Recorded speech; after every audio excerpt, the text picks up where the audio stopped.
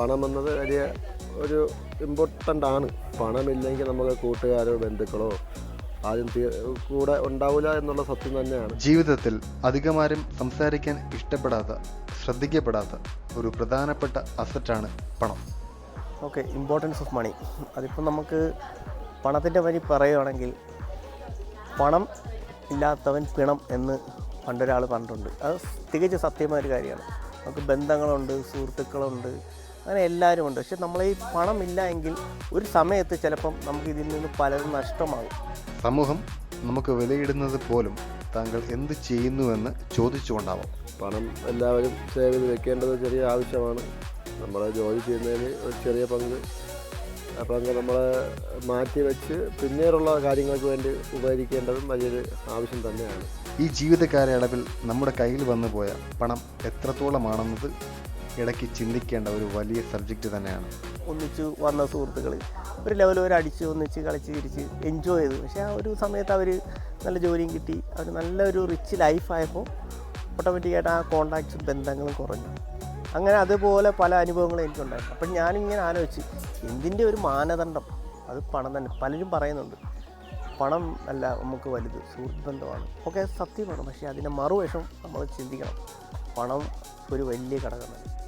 നമ്മൾ എന്തൊക്കെ പറഞ്ഞാലും അവസാനം ചെന്നെത്തുന്നത് പണസംബന്ധമായ ഇടപാടിലായിരിക്കും.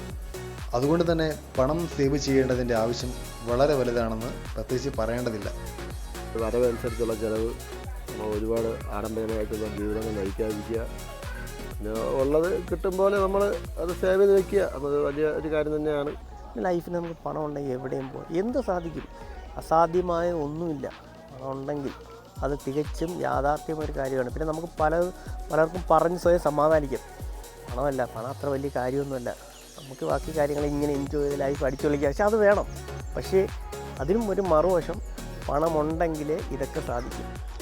എന്തൊക്കെ പറഞ്ഞാലും ഒരു കാര്യം പറയാതെ വയ്യ, മണി ക്യാൻ ബൈ ഹാപ്പിനെസ്. നമുക്ക് എവിടെ പോകാം, ഇഷ്ടമുള്ള സ്ഥലത്ത് പോവാം, ഇഷ്ടമുള്ള ഫുഡ് കഴിക്കാൻ പോവാം, എവിടെ വേണമെങ്കിലും പണം ഉണ്ടായാൽ നമുക്ക് പോകാൻ പറ്റും. പക്ഷേ മറ്റുള്ള സ്വപ്നങ്ങളാണ്, സ്വപ്നങ്ങൾ മാത്രമാണ്. നമുക്ക് അവിടെ പോകണം, അവിടെ അങ്ങനെ ചിന്തിക്കാൻ ഉള്ള ഉള്ളു ഈ മറ്റുള്ള സന്തോഷങ്ങൾ. പക്ഷേ ഇവിടേക്ക് എത്തിപ്പെടണമെങ്കിൽ ഉറപ്പായിട്ടും നമുക്ക് പണം അത്യാവശ്യമാണ്. അതുകൊണ്ട് നമ്മൾ എങ്ങനെയെങ്കിലും ഒരു പണക്കാരനാവുക എന്ന് പറയുന്നത് ഏതൊരു സാധാരണക്കാരൻ്റെയും ഒരു സ്വപ്നമാണ്. അപ്പോൾ അതിനുവേണ്ടി നമ്മൾ ഹാർഡ് വർക്ക് ചെയ്യുക. പലരും അത് ചെയ്യുന്നില്ല. ഈ ഞാനടക്കം എനിക്ക് ചെയ്യാൻ പറ്റുന്നില്ല. അത് ഒരുപാട് പ്രതിസന്ധികൾ നമ്മൾ തരണം ചെയ്ത് അതിലേക്ക് എത്തണം. ഇമ്പോർട്ടൻ്റ് ആണ്. നമുക്ക് പണം ഒരു മനുഷ്യന് ഏറ്റവും വലിയ ഒരിതാണ്. വ്യക്തിഗതമായിട്ട് നോക്കുകയാണെങ്കിൽ പണം ഉണ്ടെങ്കിൽ എല്ലാവരും കൂടെ കാണും, ഇല്ലെങ്കിൽ ആരുമില്ല എന്നുള്ള സത്യമാണ്. പണത്തെ പറ്റിയുള്ള നിങ്ങളുടെ വ്യക്തിപരമായ അനുഭവം എന്താണ്? നിങ്ങൾ പണം സേവ് ചെയ്യുന്ന ആളാണോ അതോ ചിലവാക്കുന്ന ആളാണോ?